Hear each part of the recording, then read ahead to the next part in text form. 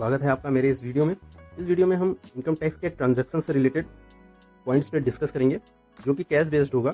Income tax ने कुछ rules बनाए हैं कैश ट्रांजैक्शन को लेकर, उसके बारे में हम डिस्कस करेंगे।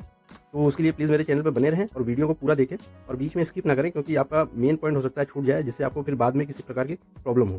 तो चलिए बिना किसी देरी के शुरू करते हैं। तो हमारा जो सबसे पहला पॉइंट है वो है टेकिंग और एक्सेप्टिंग सर्टेन लोन्स और डिपॉजिट।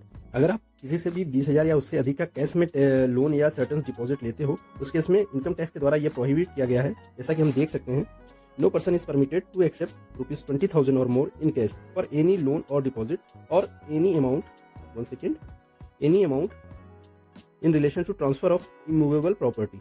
अगर आप लोन या इमूवेबल प्रॉपर्टी से रिलेटेड कोई भी ट्रांजेक्शन करते हो, उस केस में आपको ये परमिट नहीं है इनकम टैक्स की तरफ से। अकॉर्डिंगली आपके ऊपर प्रोविजन लगेगा।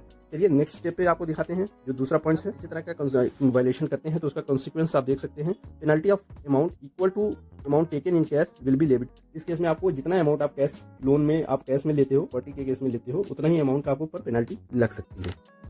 यही पॉइंट आपके दूसरे पॉइंट्स में भी लागू होता है। आपकी जो लोन है उसकी रिपेमेंट अगर आप 20,000 से अगर अधिक है, अगर आप उसका कैश में करते हो पेमेंट, तो उस केस में भी आपके ऊपर यही सेम पेनल्टी आपके ऊपर equal amount of cash transaction will be levied.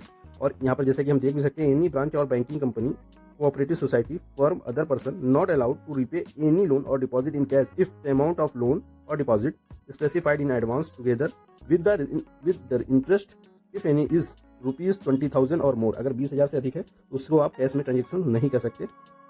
चलिए हम तीसरे पॉइंट्स की तरफ आगे बढ़ते हैं। तीसरा जो पॉइंट है वो कहता है अदर कैश ट्रांजैक्शंस। अगर आपके बिजनेस में आप 2 लाख का ट्रांजैक्शन कैश में, 2 लाख या 2 लाख से अधिक का ट्रांजैक्शन कैश में करते हो, उस केस में भी आपके ऊपर सेम पेनल्टी इंपोज होगी। अगर आप in aggregate of from a person in a day, एक दिन में 2 लाख या 2 लाख से अधिक के अमाउंट कैश में लेते हो, या in respect of single transaction, एक ट्रांजैक्शन में भी अगर आप 2 लाख रुपए ले रहे हो, या in respect of transaction relating to one event or occasion from a single person. तो इस केस में आपको अगर बिजनेस ट्रांजैक्शन भी कर रहे हो, तो आप अगर 2 लाख से ज़्यादा का अमाउंट कैश में ले रहे हो, तो उस केस में भी सेम पेनल्टी आपके ऊपर इंपोज होगी।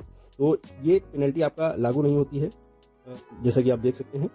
This provision does not apply any receive by the government or any banking company, post office, saving bank or cooperative bank. Transaction of the nature referred in section 269 SS or such other person or class or person receives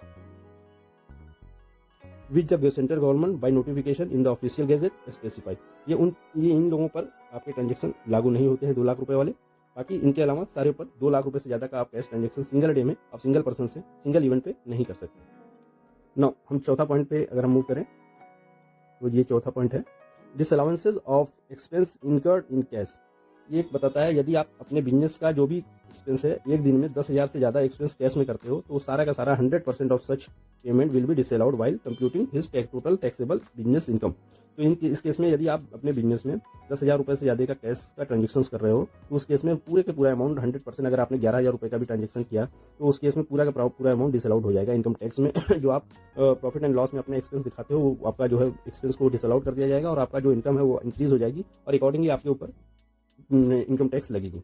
तो ये case आपका जो है, ये case आपका नहीं लगता है जिस केस में आपका GTA है, गुड्स ट्रांसफर एजेंट। मैं आपको दिखा देता हूँ। In case of payment is being made for flying, hiring और लीजिंग गुड्स और carriage, then limit is 35,000 instead of 10,000। तो इस केस में 35,000 रुपये की आपकी लिमिट लगेगी कैश ट्रांजेक्शन्स की। बिजनेस के केस में 10,000 की लिमिट आपके ऊपर अप्लीकेबल नहीं होगी, तो ये आपके ऊपर अप्लीकेबल होगी। तो अगर आप गुड्स के ट्रांसपोर्ट में है तो उस केस में आपको 35,000 पर डे की लिमिट है। अदरवाइज आप नॉर्मल बिजनेस में है तो उस केस में आपका जो कैश ट्रांजेक्शन होगा वो 10,000 से ज़्यादा अगर होगा तो वो डिसअलाउड हो जाएगा, और उससे कम होगा 10,000 से कम अगर कैश में। नाउ बात करते हैं 6 पॉइंट की, जिसमें आपको लिखा है disallowances in respect of fixed assets is that capital expenditure. इस केस में ये है कि अगर आपने अपने किसी भी एसेट्स को एक्वायर करने के लिए 10,000 रुपये या उससे ज़्यादा का कैश में ट्रांजेक्शन किया है, तो वो आपकी कॉस्ट ऑफ एक्विजिशन में काउंट नहीं की जाएगी, और अकॉर्डिंगली आपको उस पर डिप्रिसिएशन या किसी भी तरह का कॉस्ट जो आपने एडिशन किया है अपने एसेट्स में, उसको वो आपके कास्ट का पार्ट नहीं माना जाएगा, और अकॉर्डिंगली आपको वो डिसअलाउड कर दिया जाएगा। उसी संबंध में यहाँ पर लिखा हुआ है, जैसे कि हम देख सकते हैं, in case a person incur any expenditure for acquisition of assets in respect which a payment aggregate payment made to a person in case in a day exceed 10,000, such expenditure is not included for the purpose of determination of actual cost of acquisition. तो ये इसको count नहीं किया जाएगा। अगर आपने 10,000 से ज़्यादा का एक दिन में अगर आपने एसेट्स को परचेज करने में कोई खर्च किया है, तो उसको ये काउंट नहीं करेंगे। तो आप अपना जो अगर आपने कैश में ट्रांजेक्शन किया है, तो अगर 10,000 से कम है तो वो इंक्लूडेड होगा, अदरवाइज वो एक्सक्लूड कर दिया जाएगा for the purpose of acquisition of assets. तो उसी के लिए यहाँ पर लिखा हुआ है। आप देख सकते पॉइंट की अगर मैं बात करूँ तो यहाँ पर जैसे कि हम देख सकते हैं 7 पॉइंट में कैश डोनेशन, ये पॉलिटिकल पार्टी को कैश अगर आप 2000 या उससे ज़्यादा का डोनेशन करते हैं या किसी ट्रस्ट में भी करते हैं 2000 रुपये का, तो उस केस में आपका ये आपको जो 80G की जो डिडक्शन है वो आपको मिलेगी नहीं, और अकॉर्डिंगली आपका जो वो अमाउंट जो आपने खर्च किया वो डिसअलाउड हो जाएगा, जिसकी आपको इनकम टैक्स में कोई भी तरह का बेनिफिट नहीं मिलेगा। इंश्योरेंस के बारे में, ये सबसे पॉपुलर चीज़ है क्योंकि आजकल सभी हेल्थ इंश्योरेंस ले रहे हैं। अगर हेल्थ इंश्योरेंस का प्रीमियम आप कैश में करते हो, चाहे कितना भी अमाउंट का हो, उस केस में आपको सेक्शन 80D में जो डिडक्शन मिलती है वो आपको अलाउड नहीं होगी। उस केस में आपका पूरा का पूरा प्रीमियम आपका जो आपने भरा है वो उस पर किसी तरह की डिडक्शन नहीं मिलेगी। तो अकॉर्डिंगली आप अपना जो कैश में ट्रांजेक्शन करते हैं वो आपको डिजिटल पेमेंट में आपको पेमेंट करना है। आपका जो भी इंश्योरेंस कंपनी है उनको पेमेंट आपको बाय डिजिटल मोड करना है, अगर आप उसकी डिडक्शन लेना चाहते हो तो।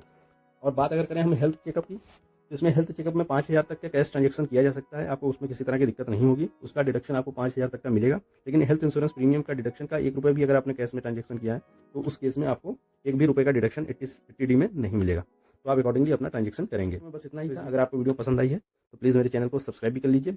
मिलते हैं नेक्स्ट वीडियो में, तब तक के लिए जय हिंद, वंदे मातरम।